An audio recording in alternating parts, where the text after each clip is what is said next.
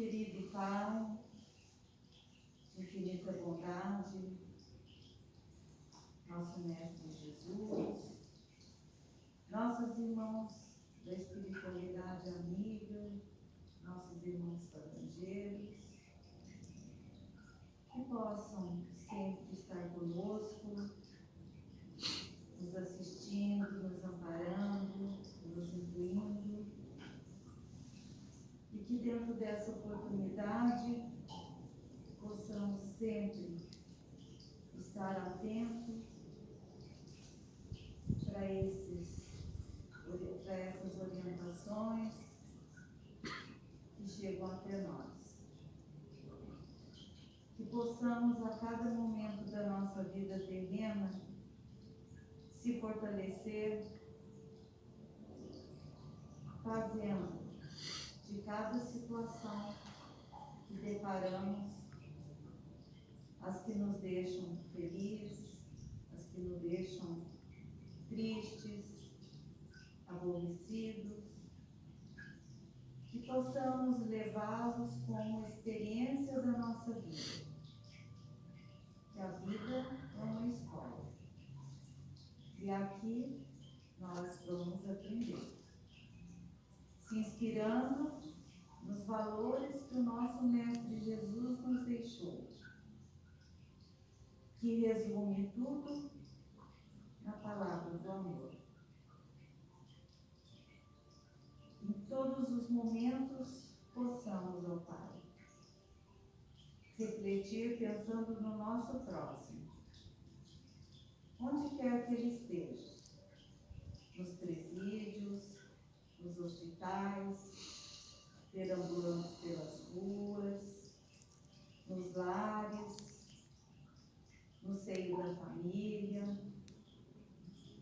onde quer que esteja. Que possamos sempre fazer as nossas orações em prol e sempre refletir. E temos que dar muitas vezes o agradecimento por não estar no lugar daquele nosso irmão que passa por situações de constrangimento, situações que ele também não gostaria de estar. Então, que possamos, no estudo de hoje, abrir os nossos olhos, os nossos ouvidos, para os ensinamentos que ali virão, e colocar no nosso caminho a prática, através do nosso esforço, da nossa vontade, da nossa evolução espiritual. Agradecendo esse espaço, agradecendo esse momento, e que possamos, ao retornar aos nossos lares, estejamos melhores do que aqui chegamos. Que assim seja.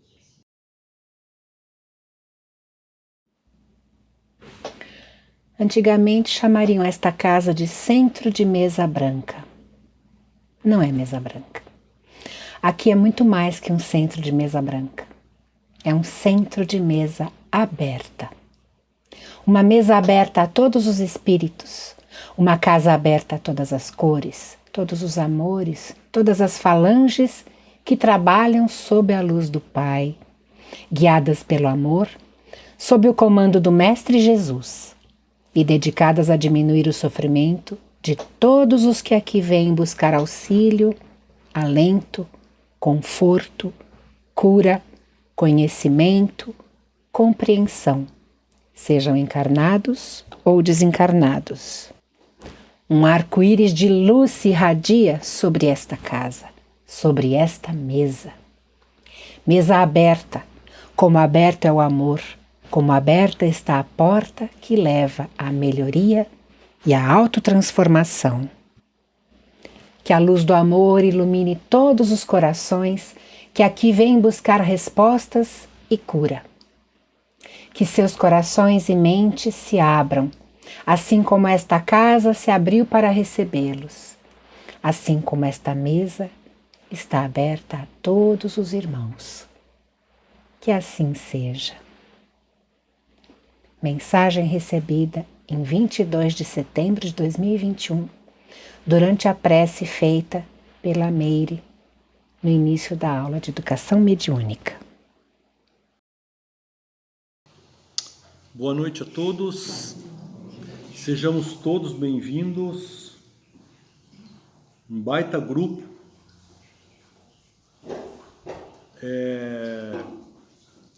Lembrando aqui do nosso passado, eu não tenho certeza que é a primeira vez que esse salão reúne uma quantidade de neófitos, porque tradicionalmente os grupos de estudo são pequenos, né? Começa com 10, termina com 2, né? E se for assim exponencialmente, o nosso começou com 20, agora tem mais, e cada semana aumenta, né? Isso é muito bom, muito bom. Semana passada a gente falou sobre a colaboração que nós damos à espiritualidade superior, aos trabalhadores espirituais da casa, quando nós estamos aqui de corpo presente, pela questão do ectoplasma, que foi o pedido da nossa primeira atividade da casa, que eles estão muito satisfeitos e felizes que nós encarnados estamos retornando, porque nós somos doadores do ectoplasma.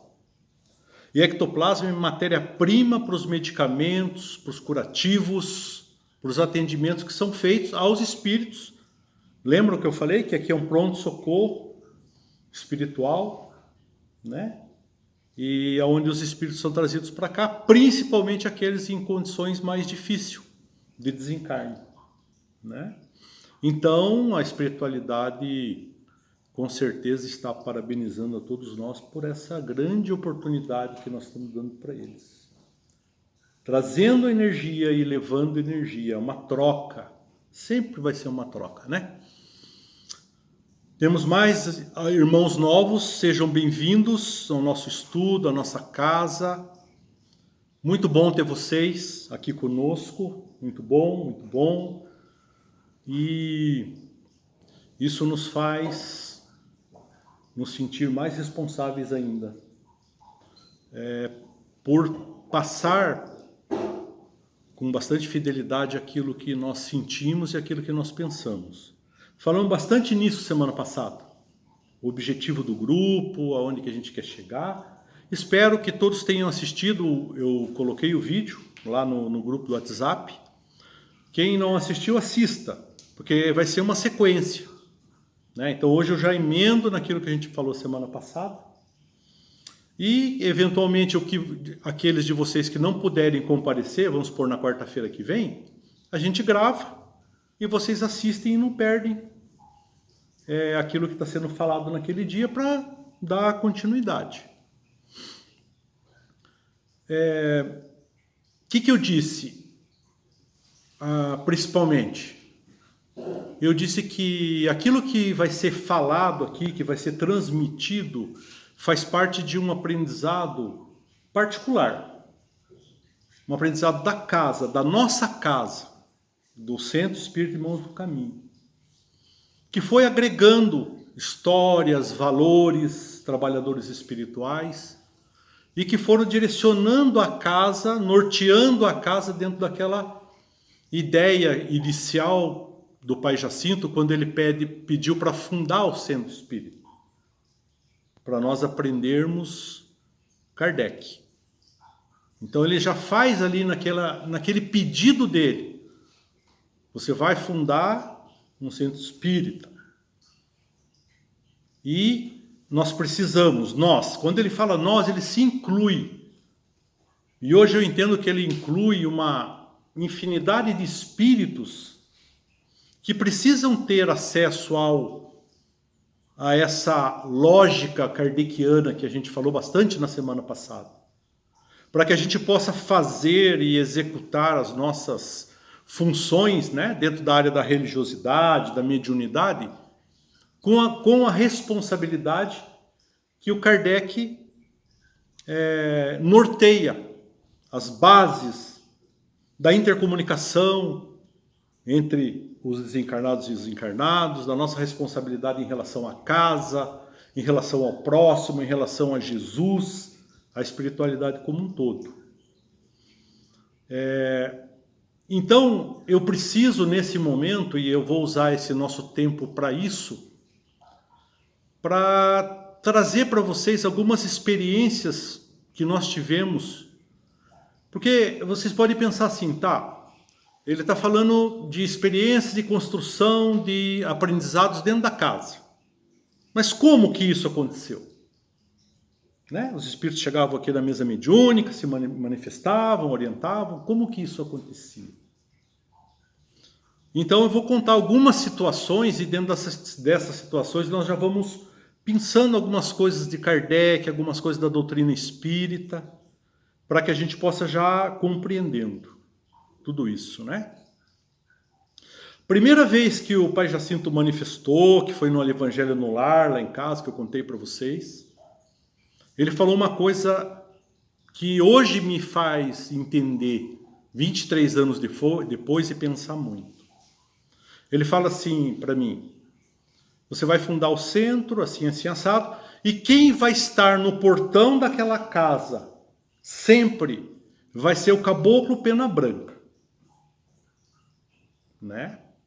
Naquela época eu tinha um entendimento muito limitado em relação a isso, porque eu fui criado dentro do centro espírita, não de útero, fui criado. Então assim, né, todo dia eu estava no centro. E tradicionalmente não se fala nisso no centro espírita. Então eu sabia, né, eu imaginava quem seria, mas não é uma coisa que me fez ir em busca, ou ir atrás, tal, né? Da história do Caboclo Pena Branca, quem que é o Caboclo Pena Branca, como que o Pena Branca trabalha. Mas nas primeiras sessões já de educação mediúnica, a minha irmã, que não está conosco mais nessa casa, hoje ela frequenta outra casa espírita, ela dava manifestação do Caboclo Pena Branca. Né? Então, nós abríamos o trabalho, fazíamos os atendimentos tradicionais aos sofredores, tal, e num determinado momento do fim do trabalho, quando estava finalizando, o Caboclo Pena Branca se manifestava. E assim, o interessante é que era uma coisa tão natural aquilo, que assim, parece que a gente já estava esperando. Então, todo fim de trabalho mediúnico, o Caboclo Pena Branca se manifestava. Dava um brado tradicional, quem já viu os caboclos manifestados sabe, aquele brado, aquele grito, aquela batida no peito, né?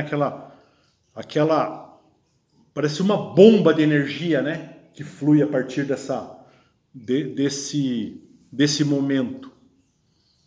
E ele levantava, ia até a porta do salão, se ajoelhava e jogava umas flechas.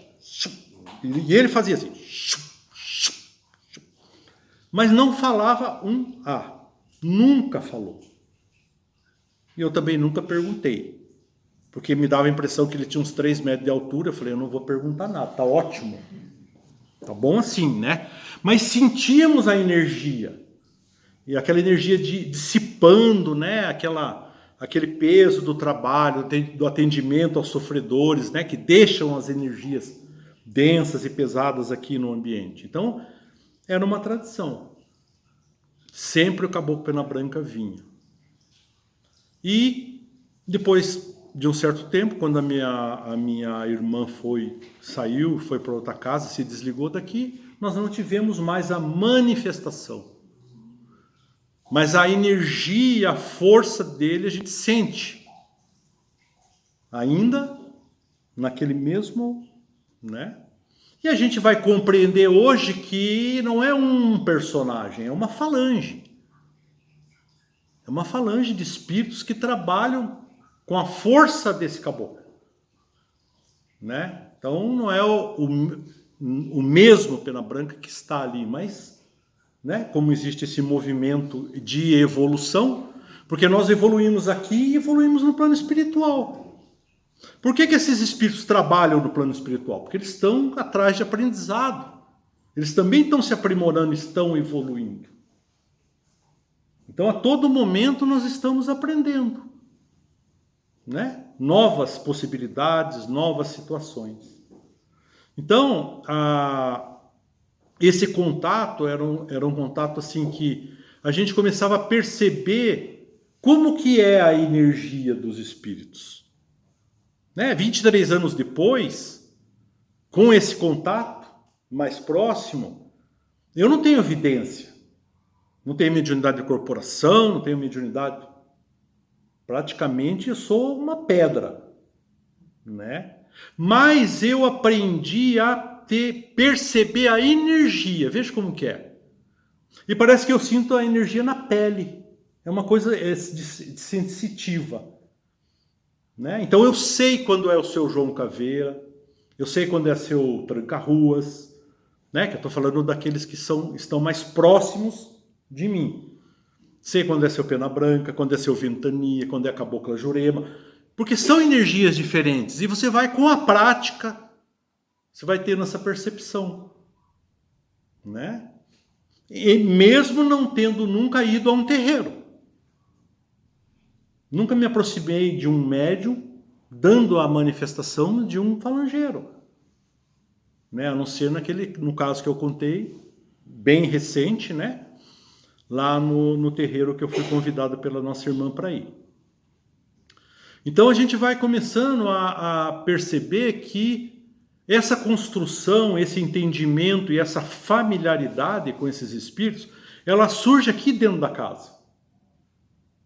Eu nunca fui atrás para conhecer o seu Pena Branca, para conhecer esses trabalhadores. Eles estavam na casa.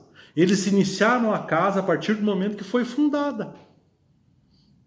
Faziam parte de um núcleo espiritual, né? Que iniciaram junto conosco. E aí faz muito sentido o que o Pai Jacinto fala. Para quê? Aprender Kardec. Mas o que é de tão importante aprender Kardec? Onde que se encaixa aprender Kardec em todo esse contexto? Raciocinar. Raciocinar tudo que a gente vê. Passar pelo crivo da razão, né? Eu falei muito semana passada, Kardec, razão. É melhor negar 10 verdades do que aceitar uma mentira. Isso é Kardec. Porque a mentira, a verdade, se ela for verdade, ela vai prevalecer. Um dia ela vem à tona. Mas se nós deixamos uma mentira passar, um engambelamento, né, na fala dos nossos irmãos, nós estamos aí correndo risco. Então, as aproximações elas aconteciam assim, dentro da casa, e muitas vezes também fora da casa. E tem algumas experiências que são inusitadas. Uma delas, mais de 10 anos atrás, quando a gente fazia faculdade, eu fazia faculdade de História. E aí, o pessoal lá da faculdade resolveu fazer uma viagem para a gente conhecer Ouro Preto, Minas Gerais. Conhecer Ouro Preto, beleza, né? Mas era 7 de setembro, ia na sexta e voltava na segunda, de ônibus. Vamos para Ouro Preto, fomos. A Meire também, convidei a Meire e a gente foi para Ouro Preto. E aí, estamos em Ouro Preto lá, nos hospedamos, conheci a cidade, não sei o quê. O grupo pegou um guia turístico e nós fomos correr aquela cidade. E o que a gente vai ver em Ouro Preto? Né? Hoje nós vamos almoçar num restaurante que é numa senzala. Né? Lá é assim. É numa senzala. Onde os escravos dormiam. Onde os escravos eram castigados. Onde os escravos morriam. né? Ah, amanhã a gente vai lá, tá vendo aquela igrejinha lá? Daí eu olhava, parecia aquela lâmpada assim a igreja. Porque lá é assim, né? É um morro.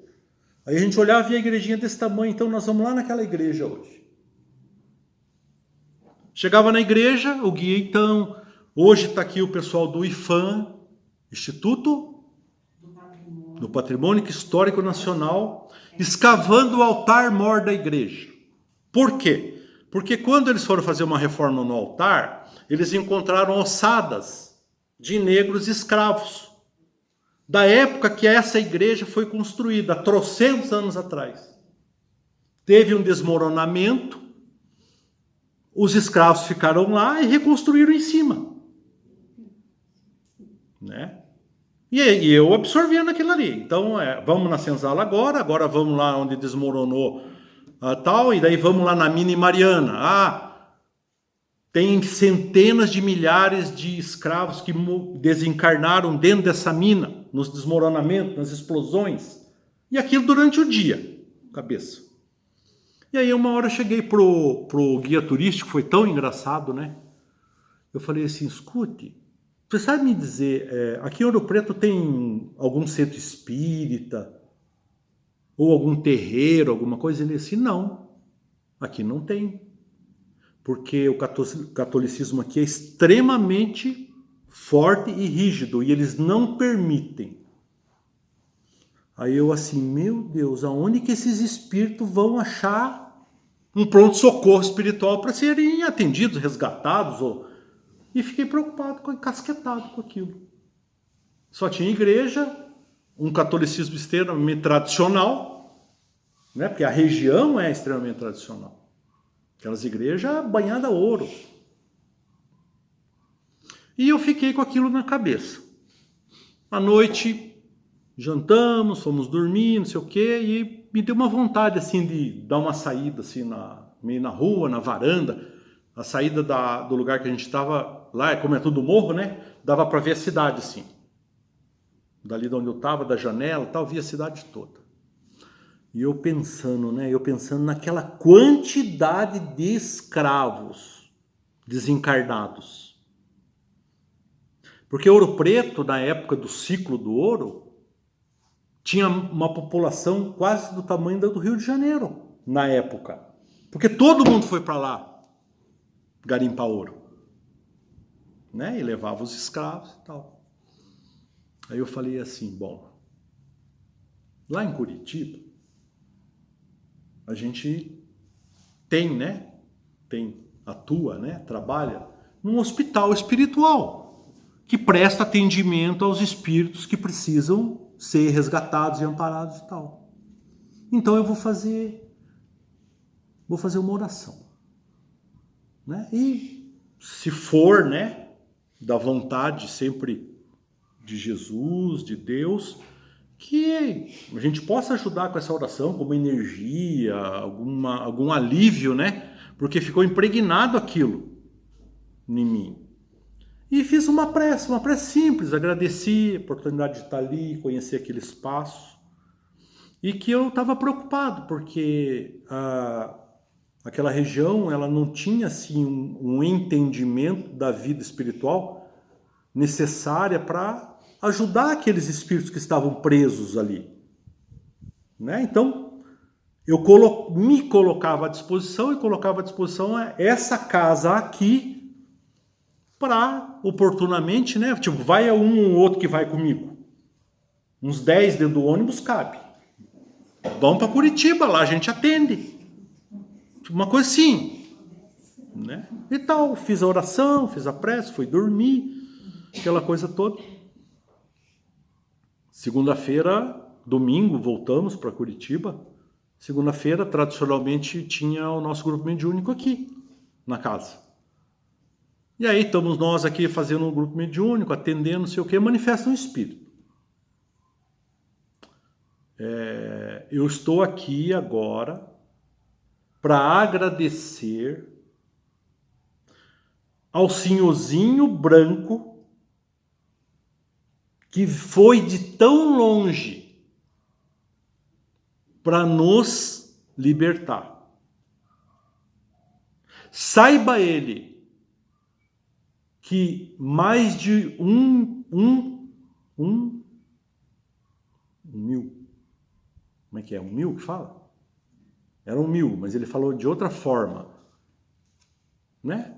Vamos dizer que mais de 1.000 espíritos foram... Um milheiro, que é a língua mais... Né? 1 milheiro de espíritos foram libertados e trazidos para essa casa abençoada. E eu estou aqui representando esse grupo para agradecer. Tipo assim, a gente mesmo não acredita. A gente não acredita num negócio desse. De todo tipo de espíritos que estavam aprisionados naquele local, naquele ambiente. Dentro da igreja, dentro de senzala, dentro de... A casa dos contos lá, que é onde eram talhadas as moedas, era uma prisão de tortura na época. Agora não é, agora é um museu. Então, em todo lugar que a gente passava, tinha espíritos. O que eu comecei a fazer? Bom, não precisa de esforço para viajar para Minas Gerais, né? Mas eu comecei a viajar.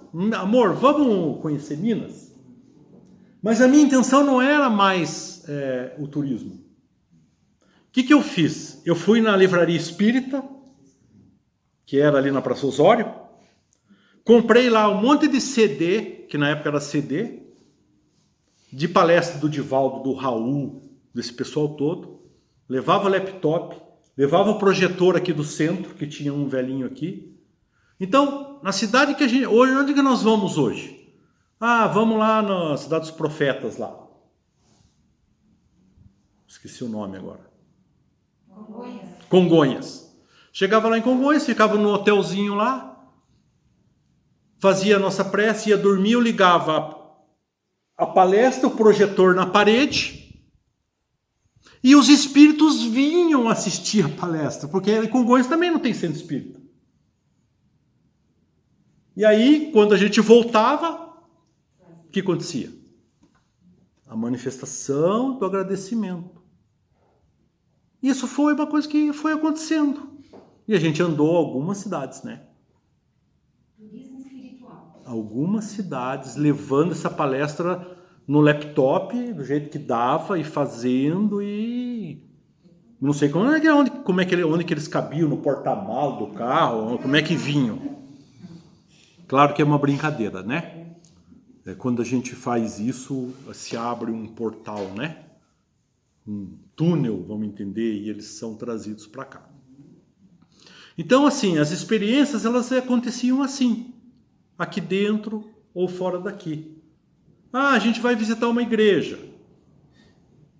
Como que era? Os ricos, os cristãos e os brancos eram enterrados dentro da igreja, no pé do altar. E os negros no fundo da igreja, no terreno fora. Né? Então, a gente não ia visitar a igreja, a gente ia visitar o cemitério da igreja. Normalmente atrás da igreja. E recolhia. Então começou a formar um grupo de espíritos que iam conosco fazer esse tipo de trabalho. Não está em livro. É uma experiência pessoal, é uma experiência, não vou dizer que é única, mas ela é diferenciada. Né? Ah, vamos lá, aqui, onde que é aqui? Tiradentes, tem uma fonte onde os escravos iam buscar água para levar para a casa do Senhor. Aí, chegava aqui a moça que tinha sido afogada na fonte, a escrava, tal, manifestava. Ou o carro morria no caminho. Sabe que você está com o carro está bom, está tudo em ordem, de repente você está indo na estradinha, o carro apaga. A gente já imaginava. Aí olha, e nada, e liga, não liga, acabou a bateria, não acabou a bateria, o que é, não é nada. Dava 30, 40, 50 minutos, ligava o carro ligava, a gente vinha embora. Era alguém que tinha sido atropelado naquele local da estrada e que precisava ser recolhido. Não porque eu peguei uma carona com um caminhoneiro, né? E no caminho o caminhoneiro abusou de mim e me jogou para fora da cabine e eu fiquei lá na estrada. Quer dizer, eu estou numa estrada onde passa todo mundo a 100, 150 por hora e ela ficou naquele local. E o nosso carro deu pane naquele local para ela ser recolhida. São centenas de casos assim. Se eu começar a lembrar aqui, gente, já vai me cutuca aí. É muita coisa. E aí o que acontecia? Os trabalhadores iam se manifestando. Muitas vezes para explicar isso, esse mecanismo. Para dizer que eles que orientaram, que eles que intuíram. Eram falangeiros. Né? Eram falangeiros. De outra ocasião, que é uma das situações mais inusitadas que aconteceu. Nós fomos num velório, a Meire sempre comigo, mas sempre dentro do Fusca. Outra hora a gente vai contar a história do Fusca. Fomos no velório, saímos daqui na sexta-feira, tinha atividade no centro, e a Meire, nós temos que ir lá fazer visita lá para a viúva, lá no velório, né? Enfim. E a gente foi, chegamos lá 11 horas, 11h30 da noite, cemitério municipal. Entramos na capela, aí dei uma olhada no corpo, cumprimentei a viúva, e a Meire, com uma boa mineira, como, né, agarrou na prosa lá dentro do velório. Né? Agarrou na prosa, confortando a viúva, né? E aí eu ali e tal, e a hora não passa, né? Não é um ambiente muito, eu não, né, meio pesado, carregado e tal. Falei, eu vou sair lá ali fora, tem uma praça na frente, né? Quem sabe ali nas capelas e tal, vou sair ali. E aí saí lá, falei, vou dar aqui uns 40 minutos para Meire, daí eu venho buscar ela daqui a pouco. E tô ali na frente, assim, parado. Aí, de repente, assim, eu olho pro portão do cemitério. Não é um portãozão de ferro, né? Enorme, grande. Assim. Aí eu olhei pro portão, daí, tipo, olhei para dentro, aquele breu lá dentro, né, do cemitério. Meu pensamento. Quantas almas, quantos espíritos devem estar aqui dentro? Presos aos corpos, né? A gente vai daí buscar no Kardec, né? Buscar no ensino das obras espíritas, né? Presos ao corpo, são suicidas diretos, suicídio indireto, outras questões, em que o umbral é o próprio cemitério, o próprio túmulo, né? Deve ter bastante, né? Poxa vida, aí a gente tem lá o hospital, né? O centro espírita é um hospital espiritual. Tarraquei no portão. Grudei lá nos ferros do portão do cemitério. Vou fazer uma oração. Fiz a oração. Falei que a casa estava à disposição, que o pronto-socorro estava à disposição para ajudar aqueles que tivessem merecimento e que Deus permitisse. Sempre falei assim. Porque podia ser que não viesse nenhum, né? Aí terminou, deu a hora, fui lá, peguei a Meire e fui embora. Segunda-feira à noite, mediúnico. Fizemos atividade, atendimento, sofredor. Daqui a pouco o médium manifesta. Uma voz, boa noite. Boa noite, seja bem-vindo nessa casa abençoada. O que nós podemos lhe ajudar? Eu vim aqui com um objetivo.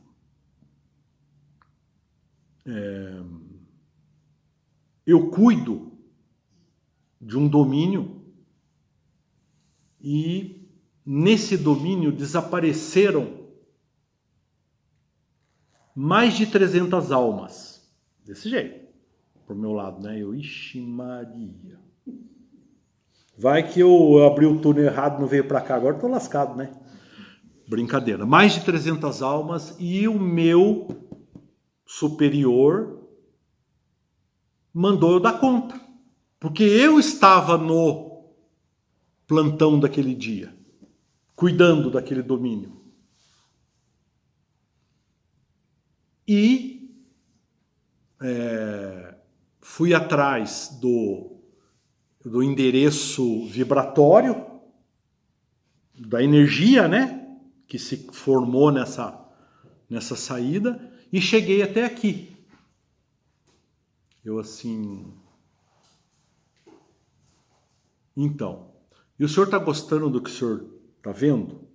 Falei, é a única saída que eu tenho, né? Que eu vou falar, eu não sei nem com quem eu estou falando. O senhor está gostando do que o senhor está vendo? De onde para onde eles vieram? Estou e muito. Estou muito satisfeito. Você, meu filho, aí vem o filho, né? Me desculpe a forma que eu estou me apresentando. Porque lá onde eu trabalho, para ter respeito é preciso ter essa forma. E quando você precisar de alguma coisa nessa casa, você pode chamar a falange do seu João Caveira. Eu quase caí, né? Eu assim, João Caveira? Bem, meu Deus, o que é João Caveira? Da onde isso, né? Cabeça fica... Vou pesquisar, né? Pesquisar. Quem que é João Caveira? O que é a falange dos caveiras? O que é? Para que serve? Como que é? Como que funciona? Ah, tá. São os guardiões do cemitério. Eles que são responsáveis para cuidar do cemitério para que os assaltantes de túmulos... A gente vai ter que falar de ectoplasma de novo. Vão lá arrombar os túmulos para tirar o resto de fluido que os corpos que estão sepultados ali têm. Então tem que ser protegido, tem que ser cuidado. Por um exército, praticamente. Armado. E quando eles estão lá e com aquela forma, né, que é o que, Célia? Arquétipo de caveira, eles são temidos por esses assaltantes. Né? Então ele falou, me desculpe pela forma que eu estou me apresentando aqui nessa casa, mas é a forma que a nossa forma de impor respeito lá no cemitério, que é um domínio aonde a gente cuida. Aí eu me lembrei de uma coisa, de anos atrás, antes disso. Quando a Meire ficou viúva, posso contar a história da sua que eu fez? Que ela não me conheceu, né, com 12 anos, né? O marido dela, ele foi recolhido. E teve uma manifestação espiritual aqui, uma informação, e eles disseram assim, que ele precisava ficar retido na sepultura dele no cemitério, por um período de tempo. Por razões que não cabe a nós. É a lei. Né? Como é que é o da meia-noite? Guardião da meia-noite. Quem quiser ler, tem dentro daquele armário ali, ó, amarelo. Ó. Pode chegar lá, abrir e ler. Vocês vão entender o que eu estou falando. Do corpo ficar retido no cemitério. Eles manifestaram e falaram assim, que ele iria ficar ele tinha sido recolhido, tinha sido atendido, mas ele teria que ficar retido na sepultura por um tempo. Mas que aquela sepultura ela estava marcada para ser protegida, para ninguém, não haver uma invasão naquele cadáver, no caso, o resto, né, os despojos, né? Então o que a gente vai fazer? Vamos sepultar o corpo, mas o espírito ainda está ligado ao corpo, então ele vai junto. Ele não conseguiu se desenlaçar do corpo. Ele precisa cumprir um tempo, um período. Vamos entender isso bem grosseiramente? Eu tenho que viver 50 anos. Por uma contingência do destino, por alguma situação, eu desencarno com 30. Né? Por quê?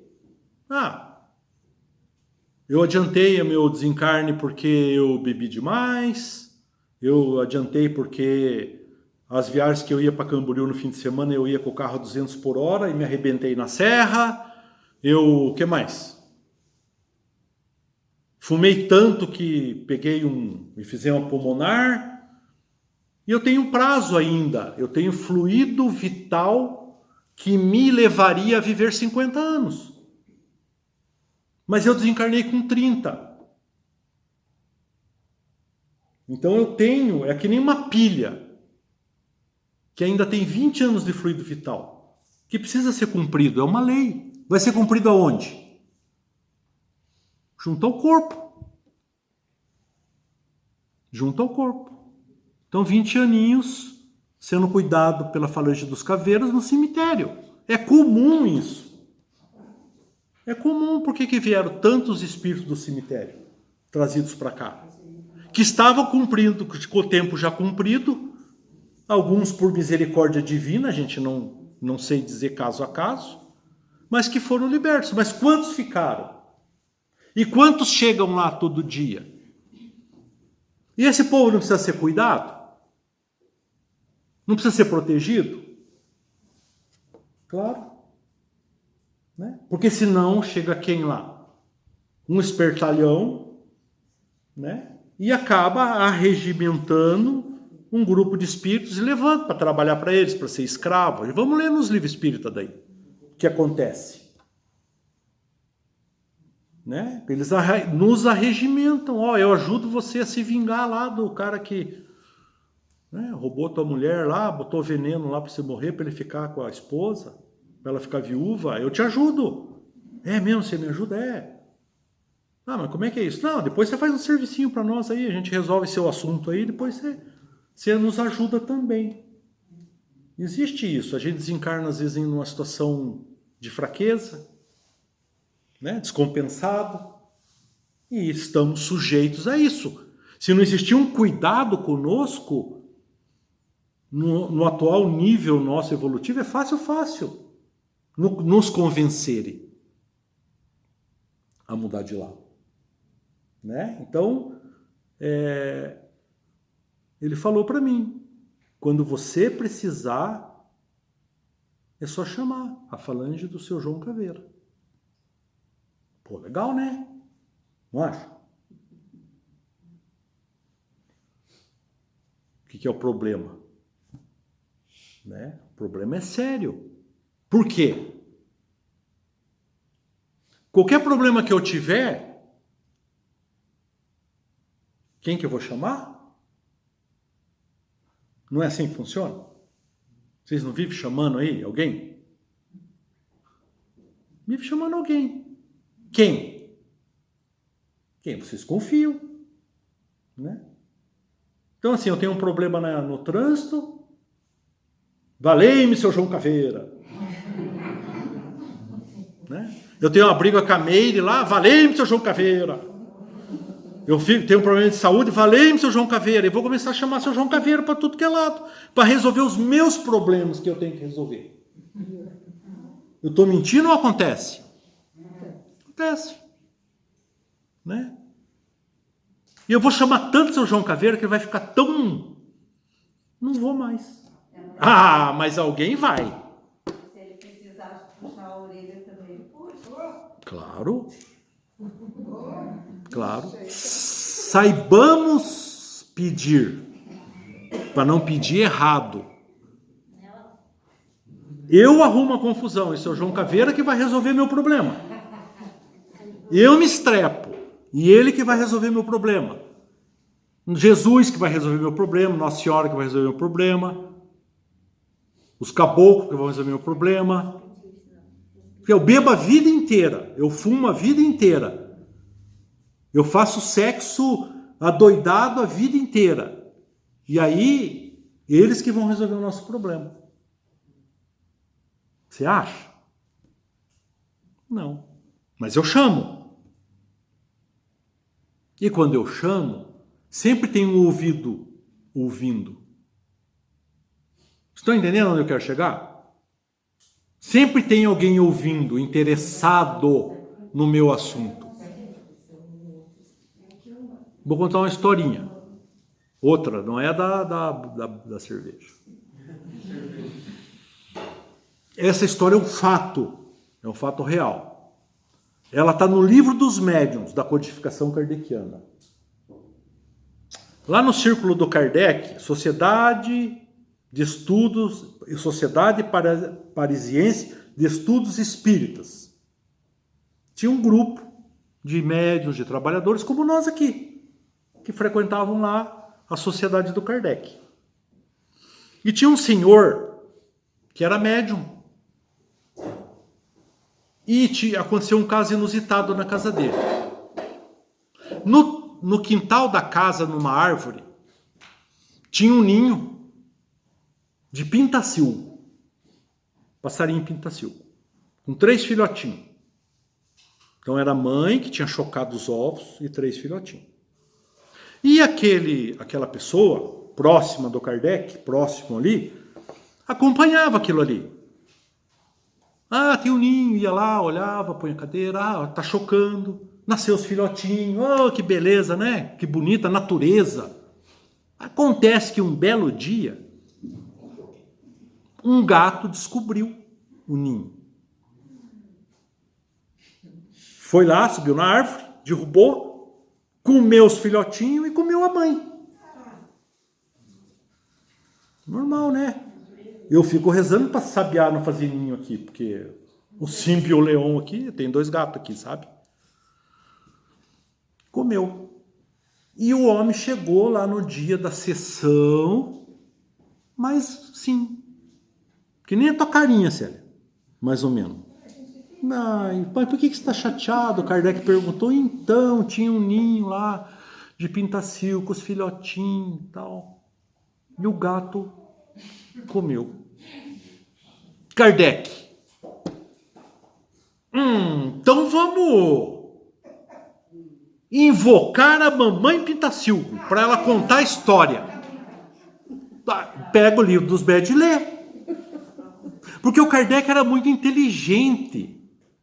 Então ele usava situações. Certo? Vamos começar a sessão mediúnica. Estamos invocando a mamãe Pintacilgo que morreu, que foi assassinada com seus filhos pelo gato. Pam! Incorpora. Quem é você? Eu sou a mamãe Pintacilgo, tal. E como que você tá? Estou muito triste, eu estou muito chateada, estou assim, inconformada, meus filhinhos e tal e tal. E o Kardec deixou a conversa. Gente, está no livro dos médiuns. Leiam. Pois é. Pois é. Aí uma das questões é essa. E ele contou, e chorou, que meus filhotinhos, e que o gato, e que não sei o que, aquela coisa toda. Terminou, manifestação, o espírito foi embora, da mamãe Pintacilgo, deve ter ido voando, né? Aí Kardec pede a assistência espiritual de São Luís. Porque São Luís era o mentor da Sociedade de Parisiense de Estudos Espíritas. São Luís mesmo, santo da igreja. Foi rei da França, né? Ele era um espírito já de alta envergadura espiritual e ele assessorava o Kardec na Sociedade Parisiense. Então Kardec chama São Luís e pergunta para São Luís. Fala assim, nós daqui não estamos entendendo como que a mamãe Pintacilgo se manifestou e contou a história dela. Aí São Luís vira para ele e fala assim, tem certezas do que falas? Sim, ela manifestou, contou a história, e o Kardec, né? Aí ele fala assim, guarde isso para a sua vida. Se invocarem as pedras, até as pedras falarão. Jamais se esqueça disso. Até as pedras falarão. Sempre vai ter alguém em torno para poder entrar na nossa vibe, né? Lembram dos engambeladores, dos zombeteiros? Alguém vai responder. Alguém vai fazer a psicografia. Alguém vai escrever a carta. Alguém vai consolar. Alguém vai se passar por mentor. Alguém vai se passar por anjo da guarda. Alguém vai se passar por um animalzinho. E aí, as teorias esdrúxulas das seitas que surgem, porque algum espírito se manifestou e falou, faça isso, faça assado, faça assim. Vamos criar uma nova seita, vamos dar nome para uma nova religião esotérica e tudo mais. Né?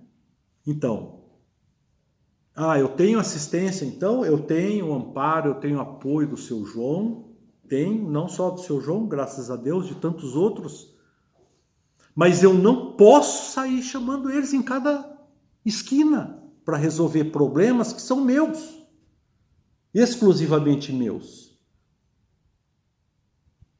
Eles estão para resolver coisas sérias, coisas importantes, que têm a ver com a nossa evolução, com o nosso crescimento.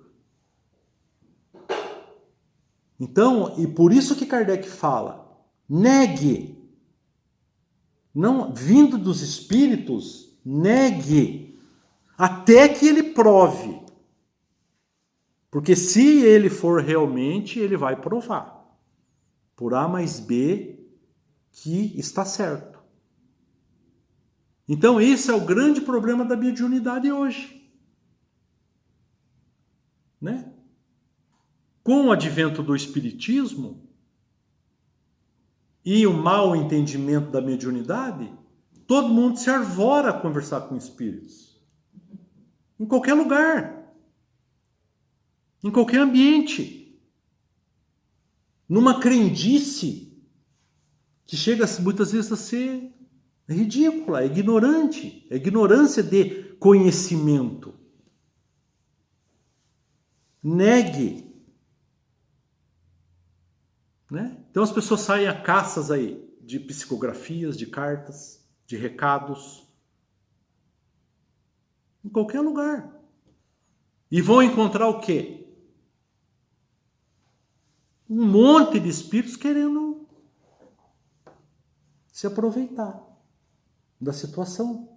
E vão encontrar. Por quê? O plano espiritual, ele é o reflexo nosso. Né? Então, se a gente, como eu falei a semana passada, a Terra é um hospital.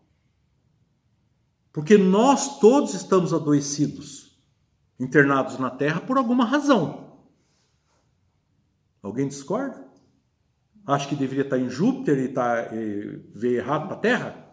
A gente pode resolver isso. A gente adianta a evolução, a pessoa vai para Júpiter. É fácil. Vem no ateliê amanhã. Né? Todos estamos adoecidos procurando a nossa alta médica. Cabe a nós descobrir o que a gente precisa para consertar. Então é um grande hospital. Mas também é um manicômio. A Terra é um manicômio, um grande manicômio. E é um presídio também. E aí a gente desencarna, vai para o lado de lá, vira santo, ganha asa.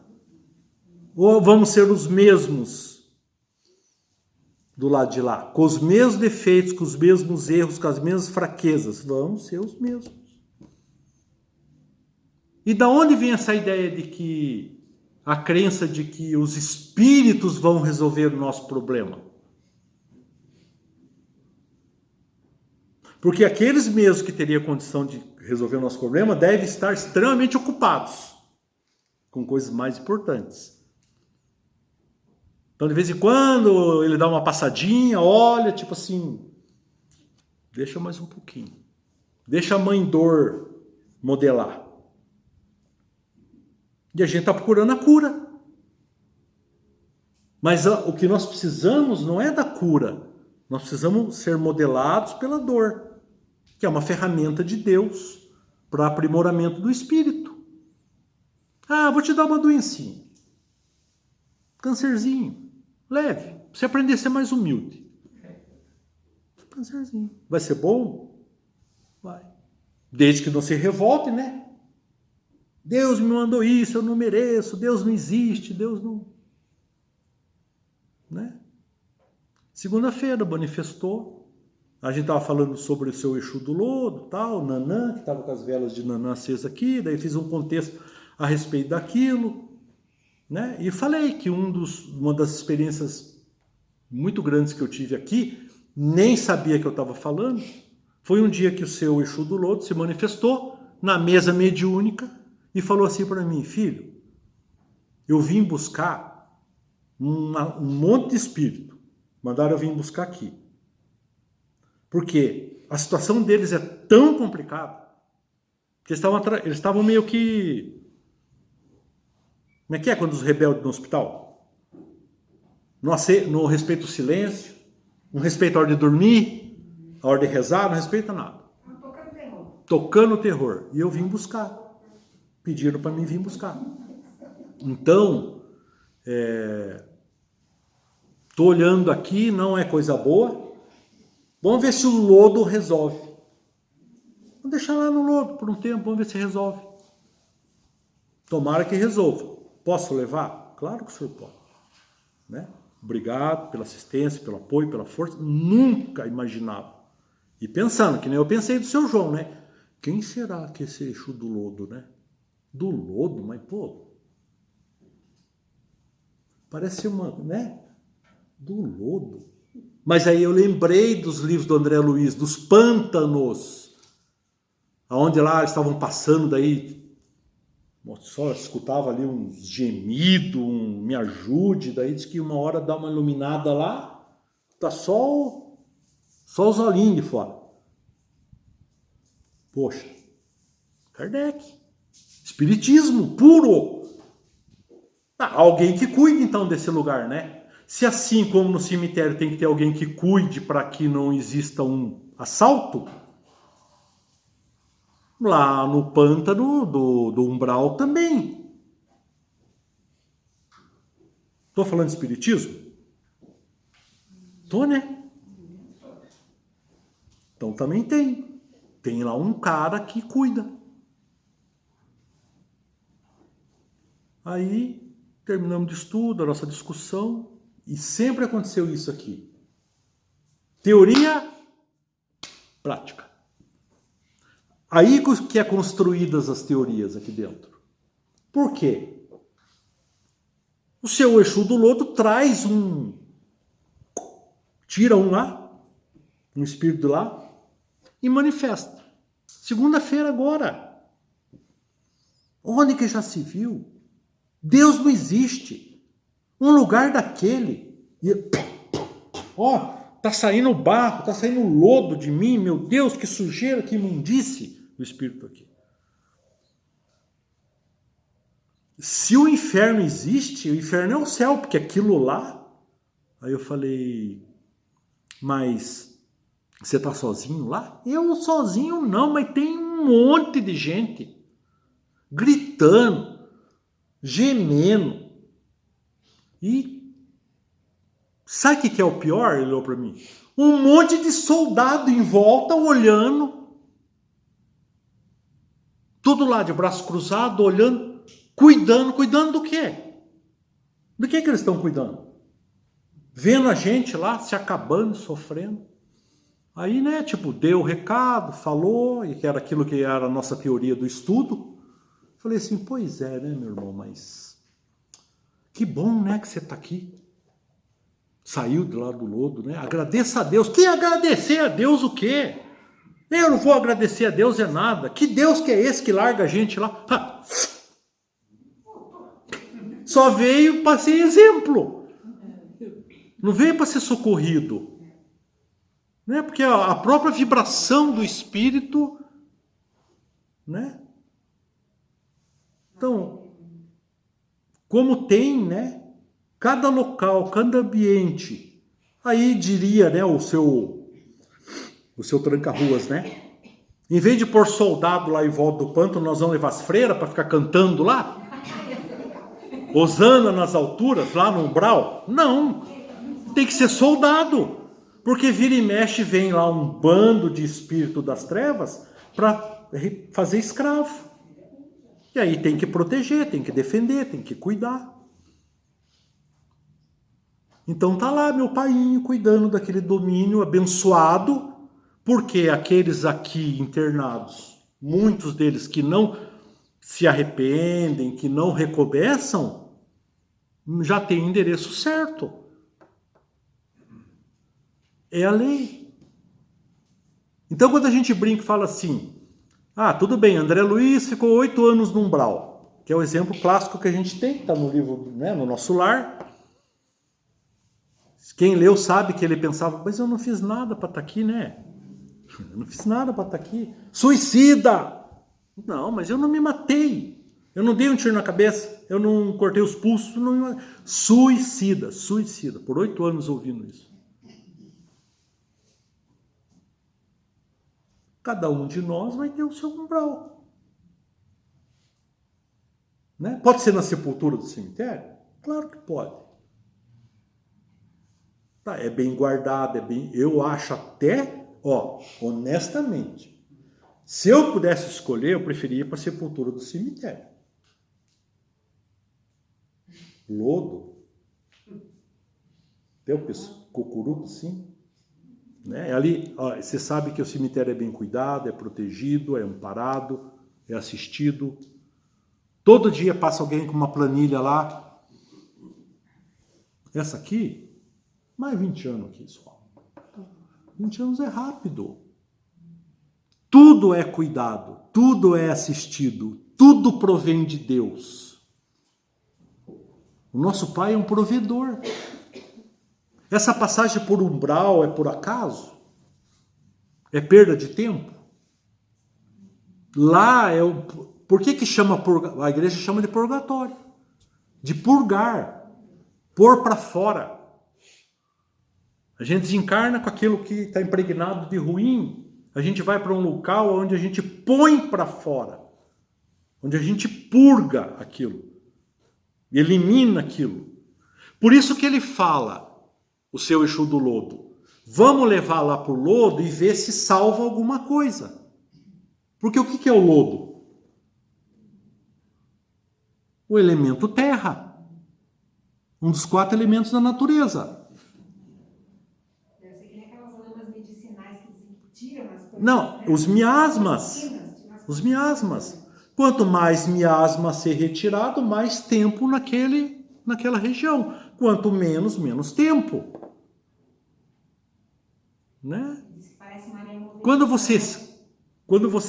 Quando os miasmas saem e a sua mente areja,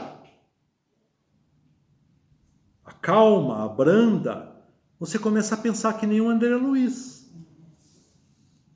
Mas estou eu lá no meio do lodo, lá de repente assim, será que Deus existe? Mas, puxa vida, eu estou aqui, né? Diz que Deus é Pai, diz que Deus é bom. As reflexões, porque tá limpando, tá abrindo a mente. Né? Puxa, se Deus existe mesmo, né? Se eu sou filho de Deus mesmo, ele podia me ajudar, né? Olha, né? Aí a vibração do espírito não tem mais conexão com aquele ambiente. Aí é monitorado pelo plano espiritual, vai alguém com padiola lá, os trabalhadores do plano espiritual, pede autorização para o dono do domínio. Olha, nós viemos aqui buscar o fulano de tal, que já está preparado, tal. Vai lá, pega, recolhe, leva para um pronto-socorro espiritual. Pode ser aqui, pode ser numa colônia, pode ser em qualquer lugar. Então, não é espiritismo? Meu Deus, claro que é. Vocês lembram como Jesus curou o cego de nascença? Lembram? Reza o evangelho que ele cuspiu no chão, na terra, pegou e fez um barrinho, fez um lodo e passou nos olhos. Dá para associar? O Espírito de Jesus tem poder. Dá para associar? Que o elemento, que Jesus se utilizou do elemento terra naquele momento? E que lição que é isso? Que a gente está tentando aqui hoje fazer uma conexão com o umbral, com o guardião desse domínio, que é lá esse espaço. Né? Assim como tem outros guardiões em outras áreas umbralinas também. E por que que eles estão lá? Para que nós não sejamos acorrentados e levados por aqueles que querem nos escravizar.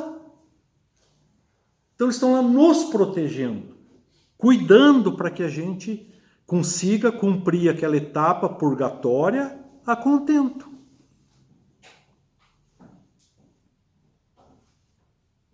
São pais. Meu filho, são pais. Os verdadeiros. Os verdadeiros. Porque tem quantos por aí fazendo-se passar? Para quê? Né? Por que que eles fazem se passar? Por que que a mamãe Pitacilga se manifestou e contou a história dela? Né? Então a gente vai entender como que funciona, como é complexo o plano espiritual. E como a gente tem que dizer muito mais não do que sim, que é o que nós fizemos até hoje aqui. Né? Até hoje a gente fez isso aqui. A dúvida, né? A dúvida eterna de que tá certo, será que é? Sempre isso. E a verdade, ela vai prevalecer. Né? Porque senão a máscara cai, não se sustenta. Ninguém passa. Vamos tentar, por uma semana, nos passar por um espírito iluminado. Uma semaninha só. Tentar fazer de conta para alguém que a gente é evoluído. Mas olhe, a máscara cai daqui 5 minutos. Nem a gente se engana. Nem a gente se engana. Né? Então a gente tem que ter esse entendimento. E as experiências foram construídas a partir dessas situações, aqui da casa. E aí nós vamos ter história com a Dona Maria Padilha, com a Dona Maria Mulamo, com a Dona Maria Sete Saias. Nossa, é uma infinidade de espíritos que trabalham também na Umbanda, porque não são da Umbanda. São trabalhadores da espiritualidade, de Deus. Eu sou filho de Deus, eu sou herdeiro dele. Então eu tenho o direito de usufruir do patrimônio do meu pai. Por isso que eles estão aqui. Eles estão aqui por isso. Para ajudar aonde é necessário. Caboclo das 7 encruzilhadas. Aprenderemos com o que sabe mais, com os que sabem mais. Ensinaremos os que sabem menos. Olha que máxima, né? Ensinaremos os que sabem menos. Quantos espíritos vêm estudar aqui com a gente? Né? Espíritos que fazem se passar por falangeiros em vários locais, em vários terreiros. Estava falando aqui de estudando Exu. Exu assim, Exu coroado, né? Exu batizado, o que é, o que não é, como é que é, tal. Mediúnico, manifesta. Tudo bem? Tudo. Com quem que eu estou falando? Você não sabe quem que eu sou? Você não chamou o Exu? Eu sou o Exu. Você não queria falar com o Exu? Está aqui o Exu. Eu falei assim, mas o seu Exu? Que bom, então, seja bem-vindo, né? Estão precisando de ajuda nessa casa, de amparo. Vamos trabalhar? Não, mas o jeito que eu trabalho não é desse jeito que vocês trabalham aqui. Eu falei, mas você não é um Exu? Não é Exu, é um só. Não. Eu falei, não, Exu faz isso, Exu faz aquilo, ajuda, orienta, cuida, tal. Aí ele assim, então eu não sou um Exu. Eu falei, bom, o que você faz? Ah, eu vou lá num lugar, vou no outro, daí tem uns charutos, tem umas bebidas lá, a gente bebe, daí faz um favor para um, faz um favor para outro. Eu falei, ó, não tá com cara de que você é Exu. Será que eu não sou Exu, então? Eu falei, olha, tá com jeito que, pelo que eu conheço, pelo menos aqui, os guardiões, né, que trabalham, que atuam na nossa casa, é bem diferente. Você faz maldade? Você faz alguma coisa? Não, maldade não. Não mato ninguém. Nunca matei ninguém, nunca... Tal assim, às vezes é um problema de um carçudo que está apaixonado lá pela moça, daí a gente vai lá e faz e ajeita uma coisa aqui, ajeita outra coisa ali e tal. É coisinha assim, que não faz mal para ninguém. Falei, tá. Falei, mas assim, e quando é maldade?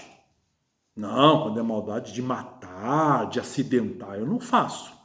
Aí eu tenho um amigo que faz, eu passo para ele. Eu falei, meu amigo, com certeza você não é um Exu. Ele falou, mas então, você sabe que eu queria ser um Exu? Tem jeito de eu virar um Exu? Eu falei, ó, o que eu posso conversar é com um dos guardiões da nossa casa aqui, e ele pode conversar com você. Aí a outra médium que estava na mesa, né, manifesta seu tranca-ruas. Quer virar Exu? Deixa ele comigo, filho. Deixa ele comigo. Desse jeito. Chega a ser inusitado. Né? Chega a ser inusitado. Então eu não sou um Exu, mas eu achei que eu era. Não, você não é um Exu. Você tá, né? Você precisa. Quer aprender? Quer estudar? Ficar aqui com a gente? Não, quero virar Exu. Quer ser Exu. Né? Porque é aquele pseudo-poder, né? Que engana às vezes, que as pessoas acham que tem. Mas que quem tem mesmo não mostra. Porque não precisa mostrar.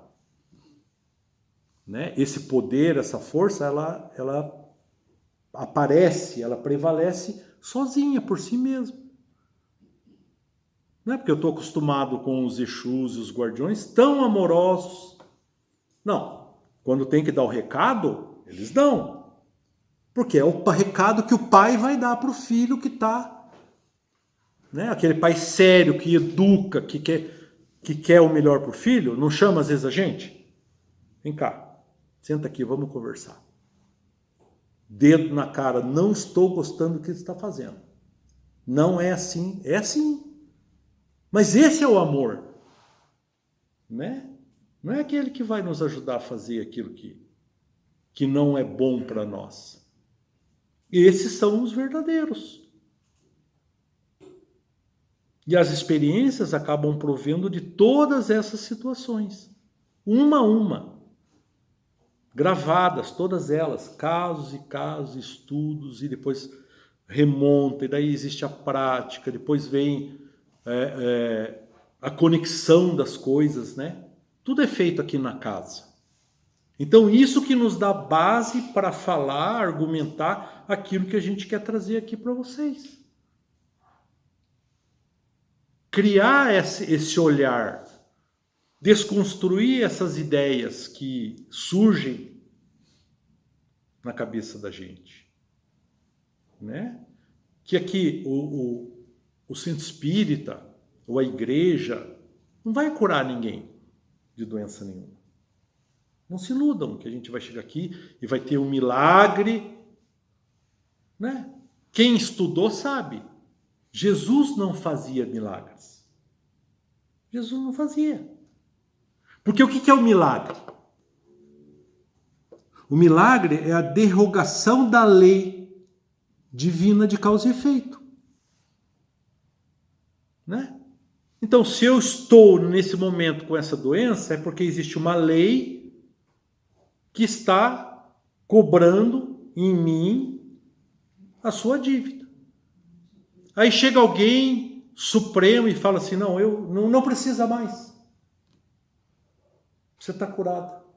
Não, Jesus olhava e sabia quem ele poderia libertar daquele jugo. Porque ele não curava todos. Imagine a multidão que ia atrás de Jesus, ele não curava todos. Ele examinava e percebia aqueles que poderiam ser curados, entre aspas. Com aquele fluido, com aquela energia, vitalidade que ele tinha, mas não era todos que ele fazia. Porque senão ele derrogaria as leis. Não derrogaria a lei de causa e efeito? Né? Então, assim, eu fiz alguma coisa errada numa reencarnação inteira. Desajustei meu perispírito. Causei lá uma lesão no meu perispírito. Reencarno com a lesão, doente. Né? Porque a doença, o que ela é? Causa de desarranjos de vida, se não nessa, pregressas. Então, se eu fumei por 50 anos, com 60 anos eu vou ter efizema.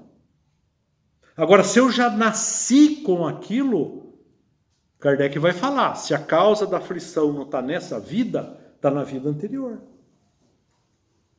Né? Então, eu renasço com aquela dificuldade. Aí chega um ente supremo e... Como é que é isso? É um privilégio? Ele me curou e não curou a Célia. Como é que é isso? Olha como é a lei de Deus, né? Como é perfeito. Não existe privilégio. Existe ajuste. Existe a hora para cada coisa. Né? Então, todo mundo que passou pelo caminho de Jesus e realmente recebeu, o que a gente pode falar? Uma graça, um milagre, né? Na verdade, serviu de exemplo para o ensinamento dele, né? De amor, de afeto, e pela capacidade dele de atuar, né? Como alguém que era muito superior. Ele curava olhando. Quanta gente ele curou e nem se apercebeu? Só na passada de olho. Porque as pessoas não conseguiam olhar no olho dele. Porque as pessoas desmontavam. Não conseguiam fixar. Tamanha energia que ele tinha. Então a gente não tem um dimensionamento disso. E o clássico, né? Obrigado, Senhor. Não. A tua fé te curou. Essa é muito legal, né? A tua fé te curou. Vai e não peques mais para que nada de pior lhe aconteça. Não continue errando, adquirindo dívidas para que a doença não volte. Né? Vai e não peques mais. Por quê? Senão volta tudo de novo. Quantas pessoas vêm na casa espírita, às vezes, né, adoecidinha, vem aqui, recebe uma energia, claro, plano espiritual, misericórdia divina, a energia da casa, a egrégora da casa de energia, e melhora. Melhora, mas melhora por quê? Porque está aqui impregnado nesse momento que nós estamos de uma energia que nós não conseguimos nem imaginar. O que está acontecendo aqui agora?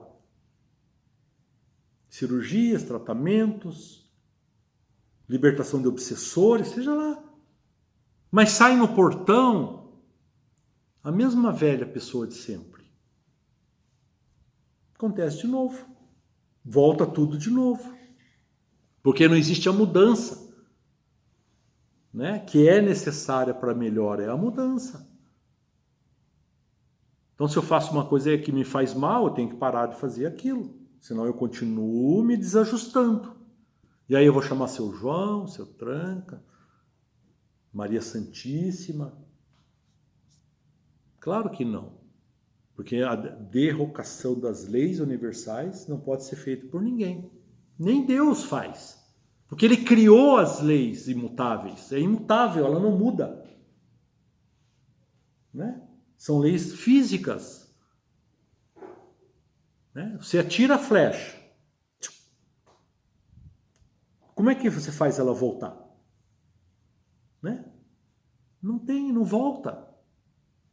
Não existe uma lei que faça com que ela volte. né? Eu bato na mesa com uma força. A mesa devolve com a mesma força. É lei. Nós estamos falando de física. Nem é de religião, né? Porque espiritismo é ciência, filosofia e religião. Porque tudo é física. É o poder da mente, é o poder... A fé é a mente que acredita piamente naquilo. Então é isso que a gente precisa entender, a gente precisa compreender isso. Então a gente vai, a partir da semana que vem, eu vou trazer slides, nós vamos fazer conexões, vamos falar bastante das falanges de trabalho, né? Vamos falar bastante das experiências, para que a gente possa abrir a nossa mente, tirar um pouco desse ranço, desse preconceito, dos achismos que nós temos, para que a gente possa se... Para que é tudo isso? Para se conectar. Se conectar melhor, saber se conectar. E, principalmente, com quem se conectar. Né? Para quem a gente vai pedir ajuda quando precisa? Quando a gente vai pedir ajuda? Como a gente vai pedir ajuda? Né? Porque o mestre falou, né? Batei e abrir-se-vos-á. Em qualquer porta? Saber a porta. Pedi e obtereis. Pedir qualquer coisa? Saber pedir. Né? Papai do céu, olha, não sabe nem pedir. Né? Tá pedindo para ganhar na Mega Sena. Já reencarnou miserável porque na outra vida era rei e não soube cuidar da riqueza.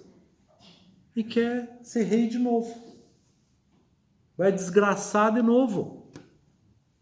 Então, cada um está no lugar que merece, aonde merece, para ter as experiências melhores para crescimento. É assim que funciona. Com a doença que merece, com os filhos que merece, com os pais que merece, com o marido que merece, com a sogra que merece. Cada um está no seu lugar certo para esses ajustes. E a gente tem que entender isso. E fazer o melhor com isso. Porque tudo está certo. Né?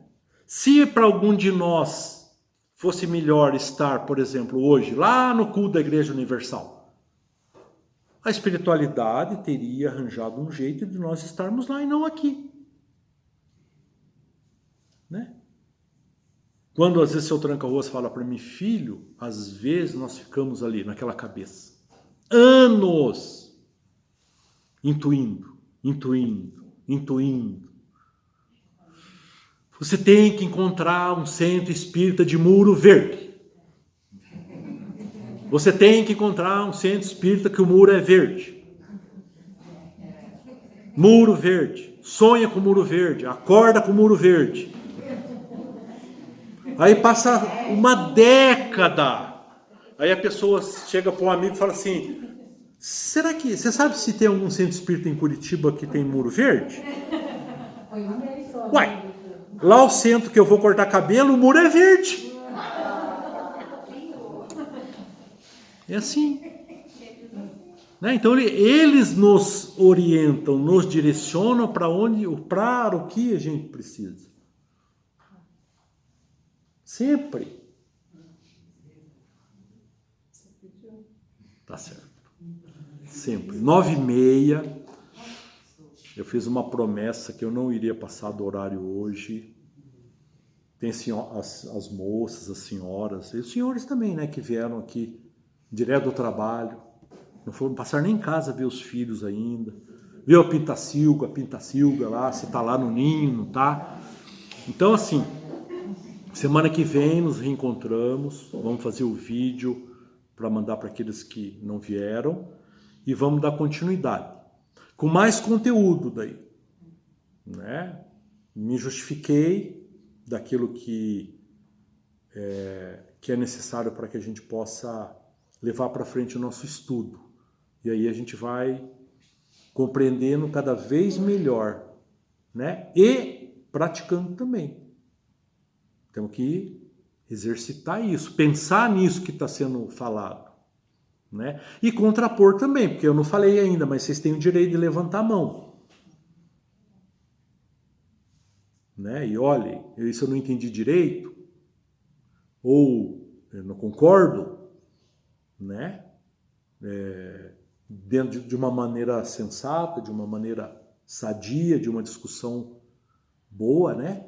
É importante que seja assim. Trazer as dúvidas, né? Desde que seja dentro do contexto, para que a gente não saia e tal, né?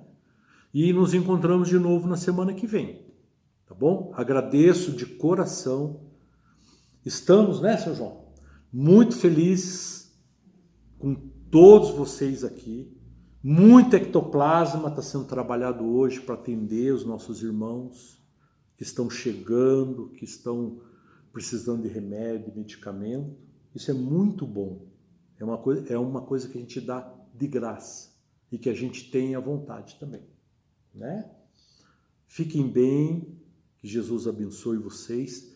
Temperança, equilíbrio. Tudo me é lícito, mas nem tudo me convém. Todos os irmãos que aqui estão são instrumentos do amor de Deus, da vontade do Pai, da luz do Pai, da justiça de Deus. Uns são espada, outros são enxada, uns são palavra, outros são a que cava. Tem instrumento que corta, tem instrumento que espeta, tem instrumento que cura, tem instrumento que harmoniza, tem instrumento que transporta, tem instrumento que eleva, tem instrumento que dissipa, tem instrumento que ilumina, tem instrumento que anima, tem instrumento que encanta, tem instrumento que alevanta, tem instrumento que socorre, tem instrumento que protege, tem instrumento que perfuma, tem instrumento que colore, tem instrumento que esquenta, tem instrumento que perfura.